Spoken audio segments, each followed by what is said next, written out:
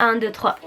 Hey! Salut toi, j'espère que tu vas bien. On se retrouve ici dans une toute nouvelle vidéo YouTube et aujourd'hui on va parler de confinement. Pas le confinement, qu'est-ce qui se passe dans le monde, mais surtout comment bien s'alimenter pendant le confinement vu que c'est mon domaine d'études, etc. Si tu me connais pas, je me présente, je m'appelle Lamia. Je suis à ma deuxième année de BTS diététique et dans cette chaîne on parle de sport, de nutrition, bien-être et pas que ça des fois. Le fait d'être confiné peut entraîner des changements contraignants des fois dans nos vies. Le fait de pas pouvoir sortir, avoir fait un stock de bouffe impressionnant on va dire. D'ailleurs je trouve ça inutile alors que les supermarchés etc ils sont ouverts. Donc why? Mais enfin bref, ce n'est pas le sujet. Donc le fait de rester chez soi facilite la consommation journalière de bouffe. Personnellement c'est pas mon cas parce que je travaille souvent chez moi, donc j'ai l'habitude d'avoir un planning déjà tout préparé et de savoir quoi faire à chaque moment de ma journée. Mais pas mal de personnes ont cette problématique là où ils se trouvent un petit peu perdus et savent pas trop comment gérer leur alimentation face au confinement. L'activité physique diminue et donc le risque de prendre du poids augmente. C'est pas très grave de prendre du poids, vous savez, mais si vous n'avez pas envie de prendre du poids alors que vous vous entraînez souvent à la salle et que vous êtes sportif ou même que vous voulez pas prendre du poids tout simplement, cette vidéo est faite pour vous. Voici quelques conseils que je peux vous donner à appliquer chez vous et même quand vous faites des courses. Premier conseil que je peux vous donner, c'est de boire régulièrement de l'eau pendant la journée. Du thé, des tisanes, du café le matin si vous êtes plus café que thé. Boire donc beaucoup d'eau pendant la journée, ça va en fait vous aider à rester hydraté, ne pas ressentir la faim. Surtout le matin, 2 verres d'eau sont très bien pour booster ton métabolisme le matin au réveil. L'eau c'est vraiment essentiel.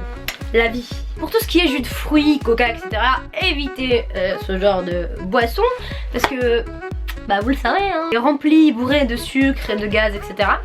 Donc évitez d'en consommer bien sûr un verre par jour de jus de fruits, ça ne fera pas de mal. Deuxième conseil que je peux vous donner, c'est de préparer des petits plats chez vous. Donc prenez ce temps, vous avez le temps maintenant que vous êtes chez vous de préparer, je sais pas, quelque chose que vous n'avez jamais préparé ou que vous avez envie de essayer pour la première fois, ou même des petits plats que votre mère, grand-mère vous a déjà fait, que vous voulez reproduire, c'est très bien. Ce que je vous conseille, c'est de préparer donc tout à l'avance, c'est-à-dire faire une liste de courses pour prendre ce qu'il faut pour 3-4 jours. Donc allez directement faire les courses avec une liste, comme ça déjà vous aurez moins de problèmes d'hygiène, donc vous toucherez moins de produits que vous voulez pas prendre. Vous savez déjà ce que vous devez prendre, vous prenez les produits, vous les mettez dans votre bac. D'ailleurs j'avais l'intention de vous sortir une vidéo sur comment gérer les courses, vos courses dans le magasin parce que c'est pas évident quand il y a un virus qui est propagé dans le monde. Si vous voulez une vidéo concernée à ça, dites-le moi. Troisième conseil donc c'est exactement, ça suit en fait le deuxième conseil que j'ai donné. Faites donc des vrais repas pendant la journée, donc petit déj, déjeuner et dîner. Vous aurez donc moins tendance à grignoter pendant la journée et n'hésitez pas à faire une petite collation de fruits, yaourt, tout ce que vous voulez, compote, oléagineuse, amandes, tout ça. C'est vraiment une très bonne idée de faire des collations, en tout cas j'en fais. Aujourd'hui par exemple, je me suis fait un smoothie. Si vous voulez la recette d'un smoothie protéiné, je vous le mets ici ou ici. Merde, je sais plus.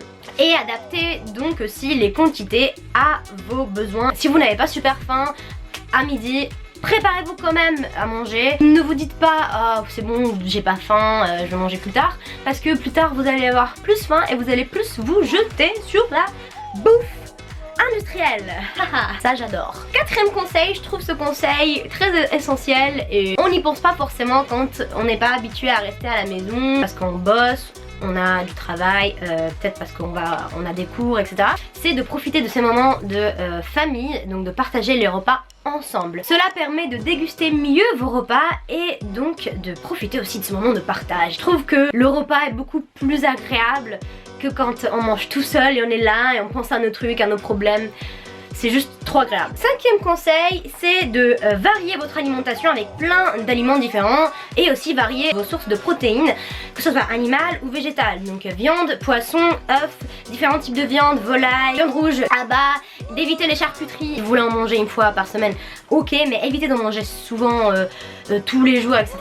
C'est très gras et ce n'est pas forcément une très bonne source de protéines. Donc si vous êtes végétarien aussi comme moi, essayez diversifier vos légumineuses, donc une fois haricots blancs, rouges, pois chiches, soja, tofu et plein d'autres sources de protéines. Sixième conseil, je reviens donc sur les charcuteries, etc. Évitez de manger des aliments trop riches en énergie, donc trop riches en calories, donc des pizzas, des charcuteries, ensuite on a quoi, des produits panés frits, des produits donc frits, etc.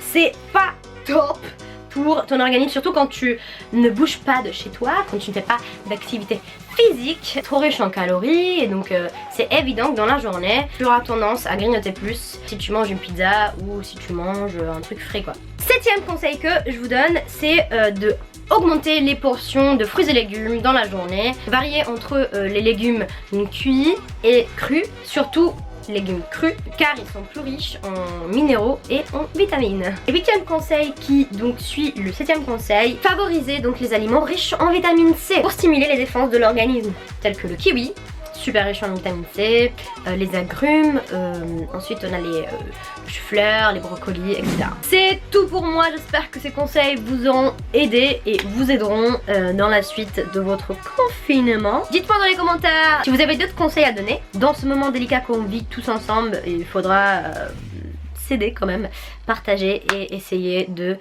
rester zen, d'attendre et d'essayer au maximum de continuer nos vies parce que c'est pas évident pour tout le monde, c'est pas facile pour tout le monde, mais c'est essentiel. Donc voilà, j'espère que vous continuerez à bien manger même en étant chez vous, vous continuerez à faire du sport même en étant chez vous, à vous assouplir même en étant chez vous, et de continuer à vous abonner et à regarder mes vidéos. Sur ce, je vous dis à la prochaine, je vous fais un gros bisou.